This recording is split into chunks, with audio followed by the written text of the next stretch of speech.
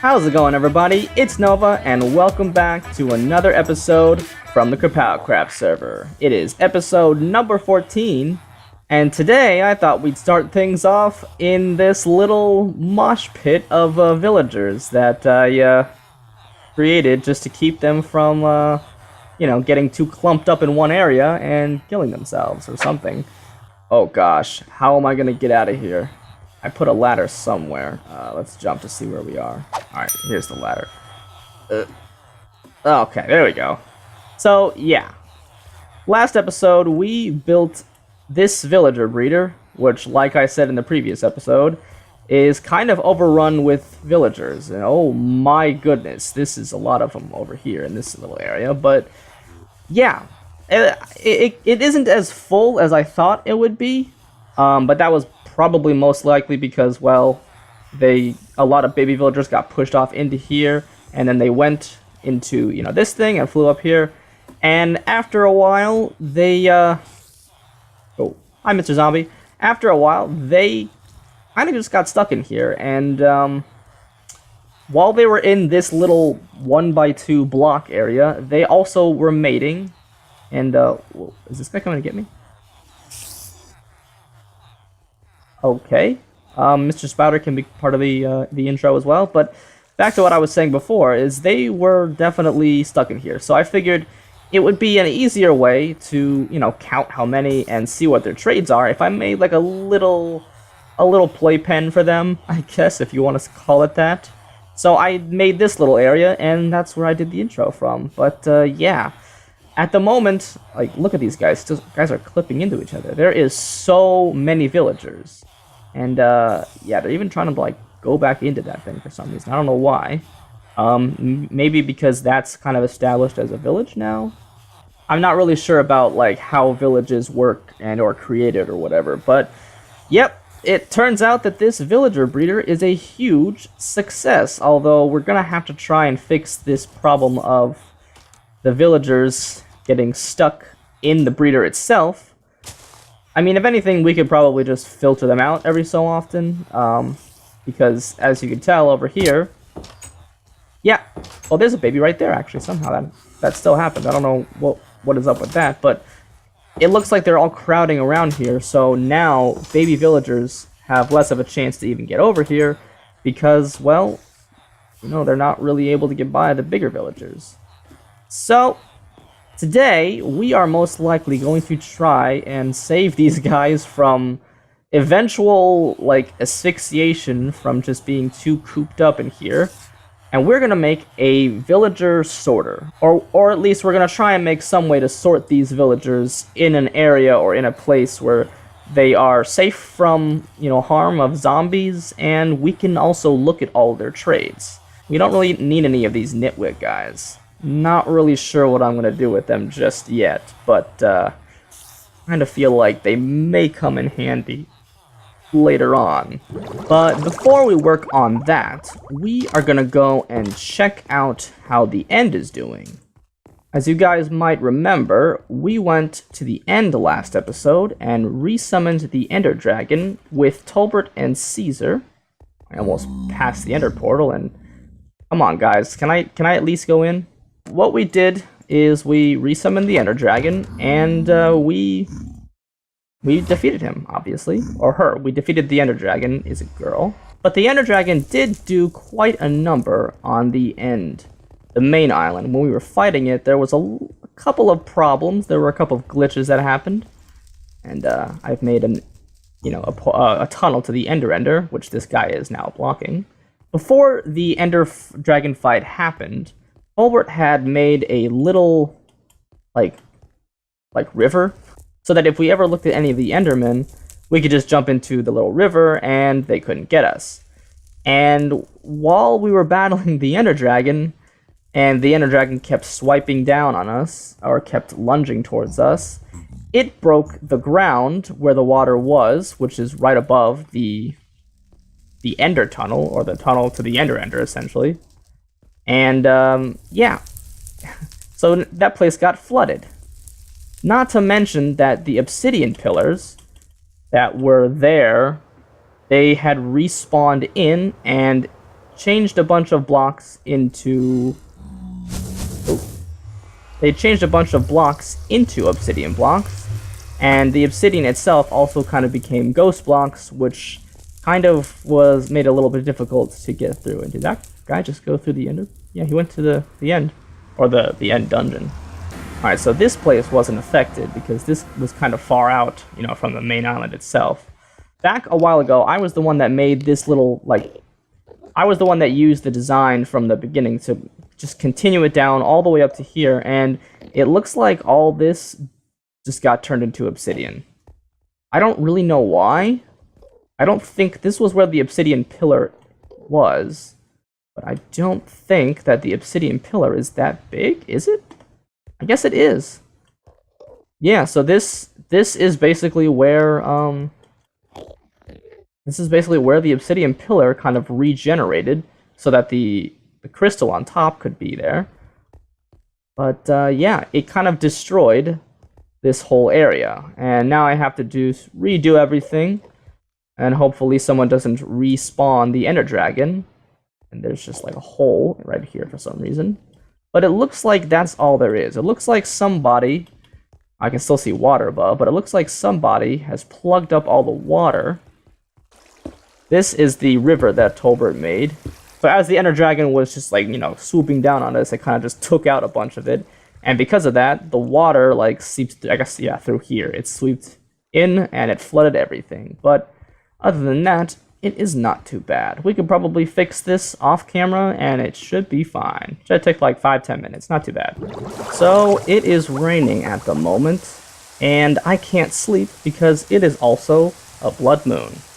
So either way, I have finished up what I am using for as the design for the villager sorter. And I don't actually know where this design originated from because I've seen, you know, a lot of different YouTubers have this tutorial. I know Mumbo Jumbo has used this tutorial. Yeah, but it's basically the same tutorial that you've seen for most villager sorters, and it's got like the little track that goes down here, and then there's a trapdoor, and there's a fence gate, and you got a bunch of torches and repeaters up there, and redstone torches as well. And basically what you do is you come up here, and I guess this will be kind of like, oh, no, it'll be like this. You walk over here like this, and this right here is where all the villagers will be. Like, they'll kind of fall down here, because above this, there has to be like some sort of, probably like another block above where that redstone torch is, so that there's water flowing. And from another source, ooh, wow, that's a really nice blood moon. From another source is where the villagers are going to come in, and then they're going to fall into the water, and they're going to float across right above where these fence gates are. I know it's kind of hard to see, but when that happens, they'll fall through the fence gate, and I'm going to put an example here. If I place a minecart, if I place a minecart right here, there we go. See? Oh.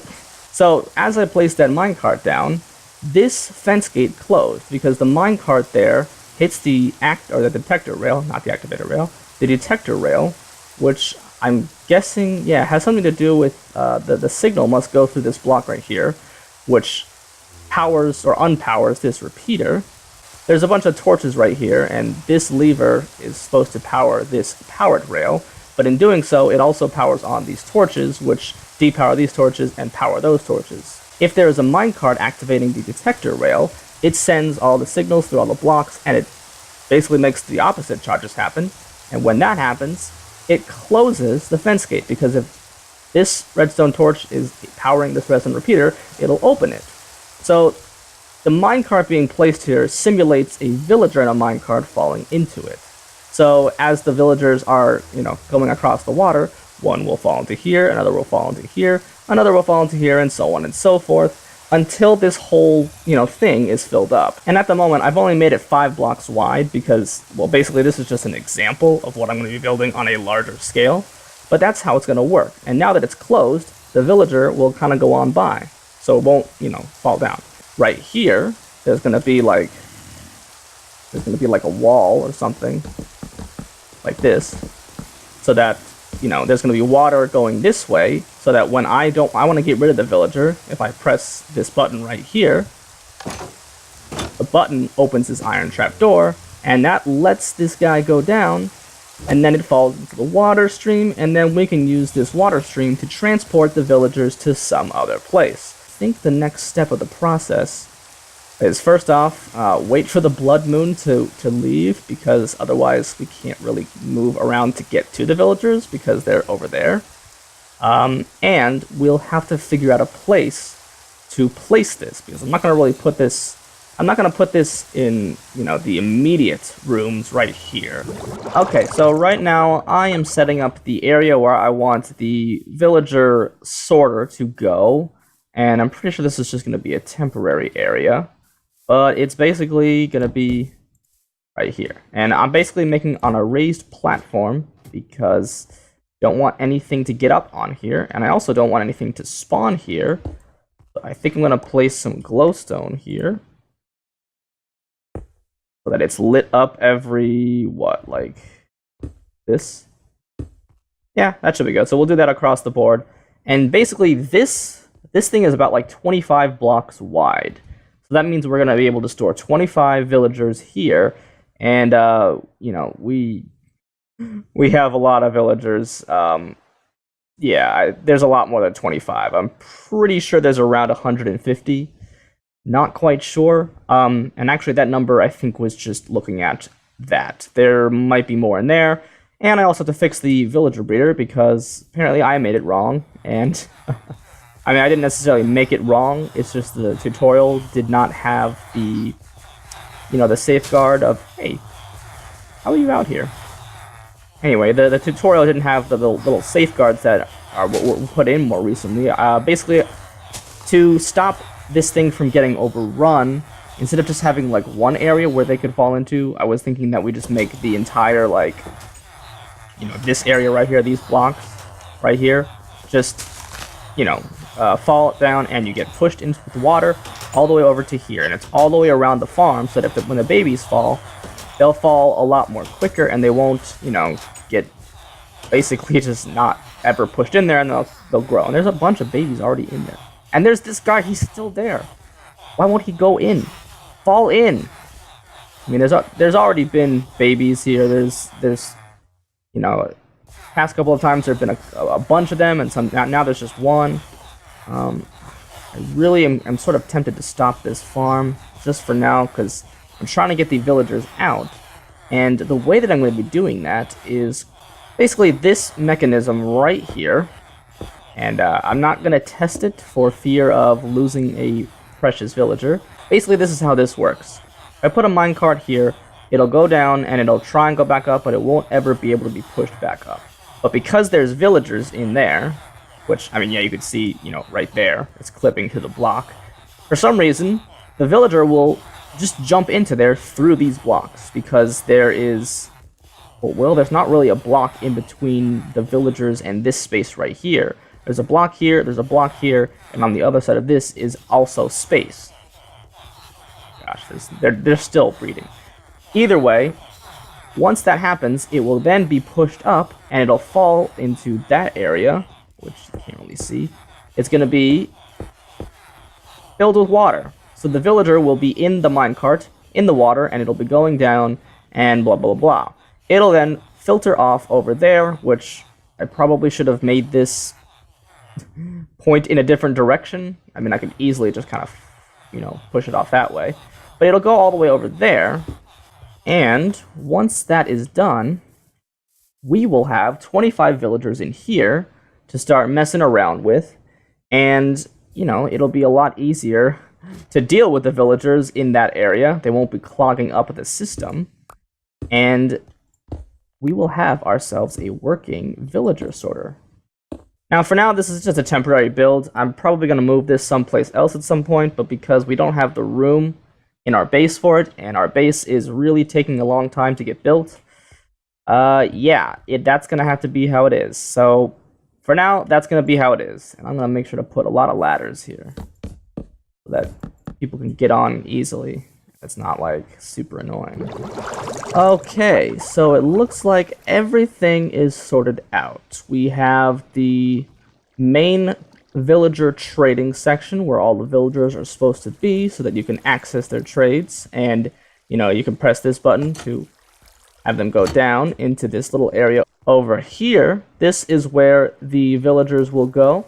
They will go down here if we don't want them, and they will fall into this little area right here.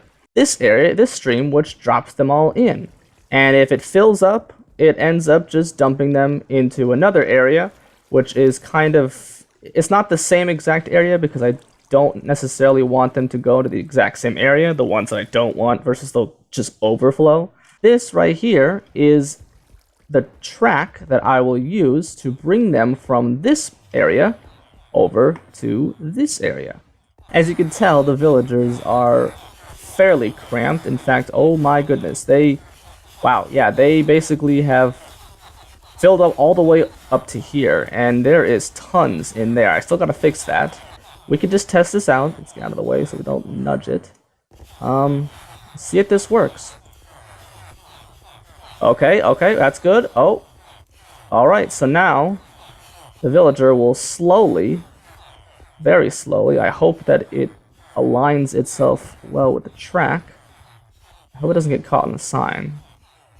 Okay, alright, and now it is off. Let's see if it goes all the way up it.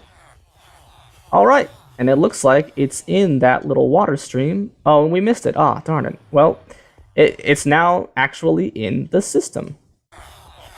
Oh, there's a white coat. Alright, so it sends a signal, and alright. Now every time one of the villagers goes across, it will pick one of the villagers and send them into the minecart. That's pretty cool, and now we get to see, yeah, see that, look, that nitwit is there. And now that one's gonna go right into that one. Awesome. Either way, they will intermittently go into the corner because they're being pushed by each other, and they'll get, placed in a, what is going on here? Is that even possible? Okay, well, oh, okay, there he goes. Oh, boy. Oh, no.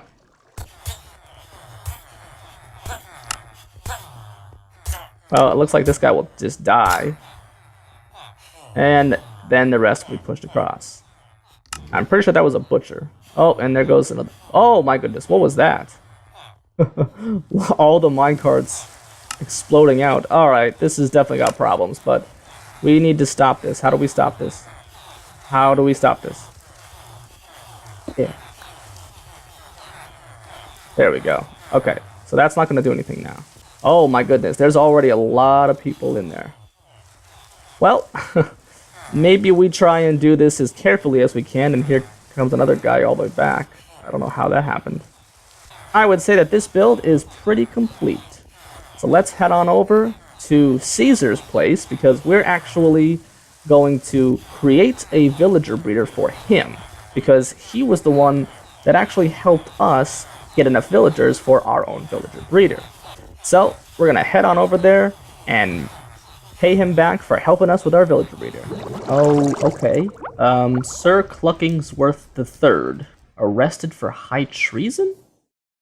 Aw, poor little chicken. He got arrested. I don't know, maybe he tried to mess with the nether hub. And we're gonna use the boots of blinding speed to go as fast as we can. Oh, I love these things. They make going to people's bases so easy. It's so easy. Ooh, hit a wall. There we go. But before we go here, we actually need to go get some villagers. Alright. So they're still here. Yay! So now we're just going to take these villagers. And hopefully they, keep following us. We're just going to take these villagers off to Cesar's place. So there's one of them. Uh-oh, where's the other? Yeah, looks like there's only one. Only one of them got through. And also, I'm realizing that I only brought over 2 of them when we actually need 3 of them. We're gonna build the villager breeder, and hopefully the other one shows up. Alright, so I have found a sign, and it looks like Cesar wants us to build this in this general spot. And there happened to be a giant red arrow right over here. So we're gonna build it in this general spot. And then, yeah, it looks like we gotta like start kind of taking this stuff out. Probably gonna have to flatten this a bit. Ooh, I don't wanna have to move this tree. Maybe I can make another tree. There's a sapling. Alright, so let's plant this somewhere else. Probably like over here. Probably better. And we're gonna cut this bad boy down. Bye-bye. We're gonna start basically just tearing this, like, flattening thing down.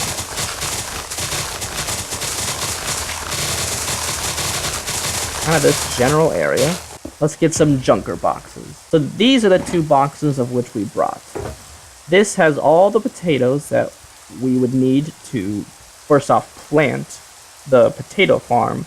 Second off, give to the villagers. We have a well because, you know, easy to get water from it, and we'll need that. We have the 6 oak doors. We have the lever for the on the block of iron underneath or next to the oak fence gate, so that it'll stop the babies from, you know, coming through. We have the glass and more glass in here. We have some glowstone to light it up. We have the acacia trap door so that the babies can fall in. Although, oh, that's what we needed. Yeah, we need to go get some fences, because I definitely do not want to make this farm in the wrong way that I did it. For now, we're going to build just a little bit of the farm, so that we have kind of a, you know, a know-how of what to do, and then we'll go get the fences and experiment with it. Alright, so now we're here, and we are actually finished with the villager breeder. We are just trying to get this villager to come on over. I don't know why he's not, maybe if I wonder if I break this, I could probably push him.